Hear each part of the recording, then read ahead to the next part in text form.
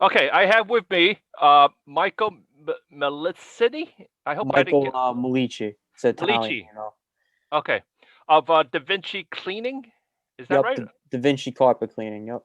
DaVinci Carpet Cleaning. Okay, so I met uh, Michael through a mutual friend, and who's also a carpet cleaner out of from another part of the state, and Michael is from I think Staten Island. Yep, Staten Island, New York. So I was doing some research on his business, and I feel like he would be a good business to interview. So Michael, where exactly are you from? I am from New York. I was born and raised. Oh wow. Grew up here. Yep. Okay. What part of New York City? Staten Island, one of the Ah. boroughs. So you've always lived there. Always lived here, born and raised. Okay. How did you come to start your carpet cleaning business? So I was working for someone a while back, a company over in Brooklyn, Okay. and I was working for them about, I'd say a year or two around there, and learned, the ins and outs, and some of the things that they do good, some of the things that they weren't doing. I was analyzing the company pretty much Okay. and learning. I met some friends there, and a lot of the stuff they weren't doing. I said, I'm gonna do, like, even the little things. Like wearing booty covers on your shoes when you come into someone's home. Different types of cleaning. And adjusting. And improving. To see Okay. what they weren't doing. To improve a company like I wanted. You know. So how long ago did you start your cleaning business? The cleaning business has been around for about 2 years right now. Okay. And what do Yes. you specialize in cleaning? We specialize in carpet cleaning, upholstery cleaning, area rugs, mattresses, Okay. odor removal, and such. Okay. What is the worst? I mean, anything. Like, what is the worst project you've had? The worst project I'd say I had was carpet was completely like trashed, black, paint stains all over it, pat urine all over the carpet, and all that, like nothing you never seen before. But we got it cleaned up. The homeowner was happy, and that's all that matters. Did they At the try? end of the Did they day. try to get you on prices or? See, a lot of people over here, since we're in New York, we like to haggle, and Okay. stuff like that. I wouldn't call it haggling, but people like to, can you Get do this? get Can a you good do price. that? But we always have, specials that are going on, so that makes Okay. people happy. Okay. Do you just do residential? Or you do commercial? I do residential and commercial. Yep. Okay. Tell us about a commercial job you've done. Commercial job. I wouldn't say it's like more of a, yeah, commercial job. I did an apartment building Okay. over in Brooklyn. I think it was in Bay Ridge actually. Okay. We did all the hallways in the building. It was three buildings we did in one day. 6 floors, all the hallways, 6 floors in each building, and just the hallways and everything like that. We did. You Wow. know, Okay. we did, like churches and stuff like that. I wouldn't really call that like commercial work, like churches and stuff like that, but Okay. it kind of is, yeah. Okay. Um, how big is your company? Do you hire contractors, or you have a whole ton of people working for you? Right now, I'm a small company since we're just getting started. We've only been Okay. doing this for 2 years. I got about two other helpers working with me, Okay. and one van we're currently using right now, and we plan on in the future, by the summertime actually, to expand to a second van. Okay. Tell us about the equipment that you're using. We have a portable in our van, Now, and put it we in have layman's term because okay, anything technical, yeah. viewers might not understand. So we have a portable. What it is something you could bring into buildings in like Brooklyn where you really can't park in front of the place. And Hmm. then we have our truck mount that we have in the van. So like residential homes in Staten Island where you could just pull into the driveway and run your hoses out, out of the van into the customer's home, into the client's home to clean it. That's for like residential. Commercial, the portables on wheels, and you bring it into the home. And we also have other tools like wands for certain types of carpet. We have upholstery tools for cleaning your high-end couches such as velvet, cotton, rayon, all types of upholstery. We have tile and grout wand tools, to clean the walls of a shower. Oh wow. Yeah, all types of equipment. Vacuum, we have, a floor buffer, different types of pads for the buffer, everything, different spotting equipment, say if you have a paint stain, an oil stain, makeup stain, different types of things for different types of stains. Okay. What is the hardest thing to clean? I'd say the hardest stain to remove is probably turmeric.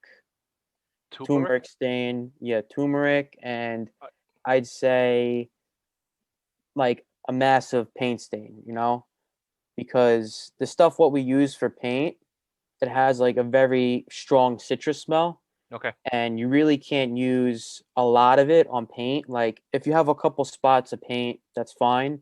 But if you have like a big thing of paint on the carpet, if you put too much of it, it could delaminate the carpet 'cause it's so strong.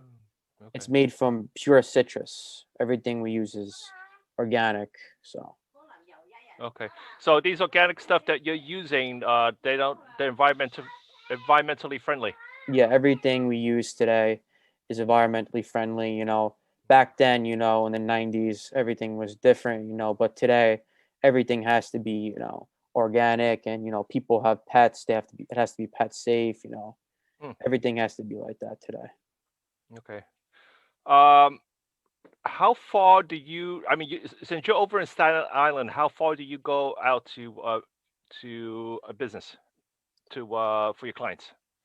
I'd say mostly we're in Staten Island, but for commercial work, we'll travel out to Brooklyn, we'll travel out to Queens, to the city, to New Jersey and such, But for like residential, really don't, leave Staten Island. We do leave, to different boroughs, but it's not really, that much of a thing.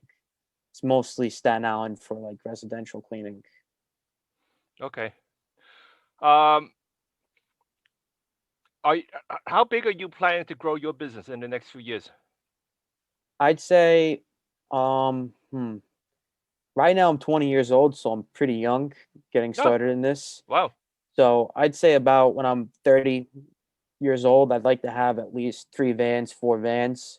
I Okay. don't want it to get, to like a point where it's like a huge company in like different states and stuff like that. I just want, at least 3 vans, and mostly, be known in Staten Island pretty much, you know. Okay.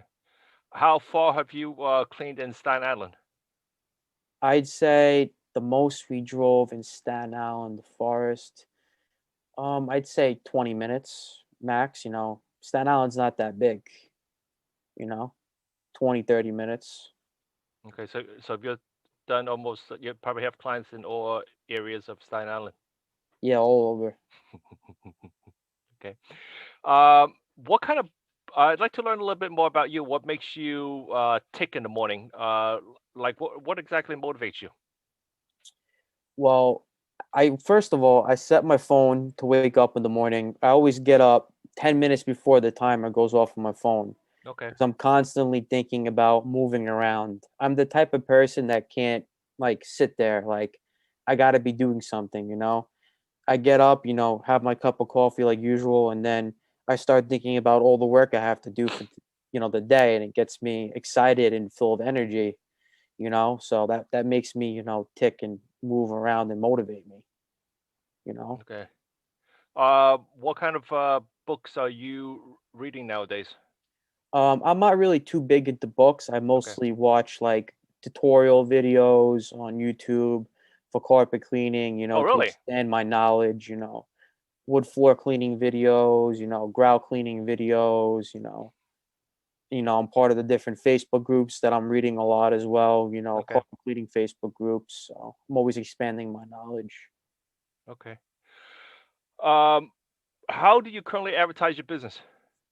So right now it's mostly Facebook advertising that Okay. we're running, and then we get our free leads from like Google when you search, carpet cleaning near me, or carpet cleaning in Staten Island. Our company will come up after looking through the rest. Okay. Um, what would you say would be like your, I mean, attribute to your success rate? I was looking at on Google. You actually have a Yeah. very lot of great reviews. So I'd say the key of getting, what did you say, the success rate? I'm sorry. Well, attribute to your success. I mean, I see that on Google. You actually have a lot of good reviews. So the key of doing that is like, you know, knowing your customer, knowing what they want, like say if it's a pet urine problem, the main thing is, explaining the right thing, how to talk to people is the main thing, satisfying, you're not going to, not everything's going to come out when you do carpet cleaning, the right thing to do is to explain, before you do something, because when I first got into this business, I made that mistake by not pre-qualifying with people, and that could can cause problems and such. That's Okay. what you cause unhappy people, unhappy clients. So a lot of education involved, A or lot of, I'd say, it's the education involved, and then there's the way of speaking to people. That's the main thing when you're a service business, is speaking to people, getting to know people, different ways. Some people want to talk to you. Some people, just want to get the carpet clean and they want you out of there. Depends on the type of person that you're dealing with. okay. What what is the best client for you? I'd say the best client for me is, the person who wants the most work done. Obviously that's going to make more money for the company, but also, you know, I go to a lot of homes where I come in, the lady knows me so well, like Okay. she trusts me. She's like, "Oh, hi, Michael. Do you want a cup of coffee? How's your dog doing?" A friendly type of people. All customers and clients. They're the best. But when you could have a conversation with the person, and you come back in another 6 to 8 months, and you can continue the conversation with the person. You get to know them on a certain level. Okay. So a lot of these customers are returning clients. Yep.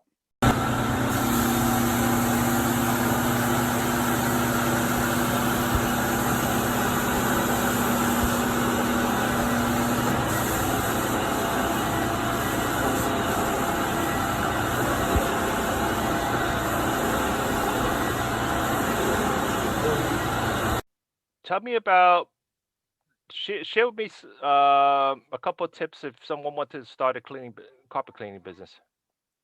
I'd say the first thing I would do is know what you're getting into, do your research and work for a company, before you start your own, to see if you even like it. That could be with anything you do in life. See if you like it first, work for a company for 8 months, a year or something like that, and learn the ins and outs of the business. Okay. Give me some tips, three tips on choosing a good carpet cleaner. 3 tips on choosing a good car cleaner. Hmm. I'd say it, There's a lot of scammers out there. How do you recognize the legitimate ones? so the people who have advertising that say $99 for a whole house cleaning, or like $10 a room or something like that. I'm not sure if you ever seen something like that, where it's like they call it the bait and switch scam, pretty much. Okay.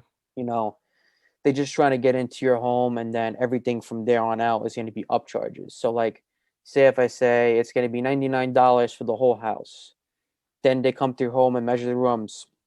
This is over 200 square feet. That's going to be another $60 per room. Hmm. Then it's extra for vacuuming. Then it's extra for deodorizer. It's extra for this. It's all about them upselling on you to make more money. Okay. Got it.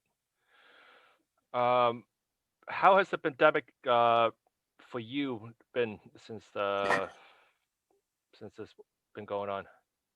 Um, when the beginning of the coronavirus started, like the peak of it, Hmm. a lot of people were afraid, of course, and no one really wanted uh my company, in their home because they were afraid, of course. And Hmm. then a couple months down the line, people started to get more, I'm not aware, more like less afraid, pretty much. I don't know the right word to say, but less afraid, and then we started coming into people's homes to do the cleaning, because in the Hmm. beginning we had like no business whatsoever, Okay. you know. Um, have you? I mean, based on the government regulations, what kind of procedures have you guys put in place for COVID? What we're doing is we're always wearing gloves coming into someone's home. Okay. We're always wearing booty covers that go on the bottom of the shoe. When we bring our equipment to a client's home, we're always wiping everything down, rubbing alcohol, cleaning everything. We're always using hand sanitizer. We have it in our van. Everything is cleaned after leaving. So when we go to the next person's home, everything's up and running and cleaned. We always have our masks on, Hmm. you know, before we come into a home. It's important right now because you don't want to go to someone's home and not wear a mask. How are you communicating with? Are you communicating with your clients on a regular basis? I mean, say email marketing, just reaching out to So them just to keep in contact with them. we have a follow-up program Okay. by ManyChat. It's like Okay. an app where you basically put everyone's phone number in there, and like if Christmas comes along or like any type of holiday, Thanksgiving or whatever, we run a special for Okay. depending on $10 off or free Scotch Guard included, and basically all the numbers we have saved, the client gets a message to their phone and email address.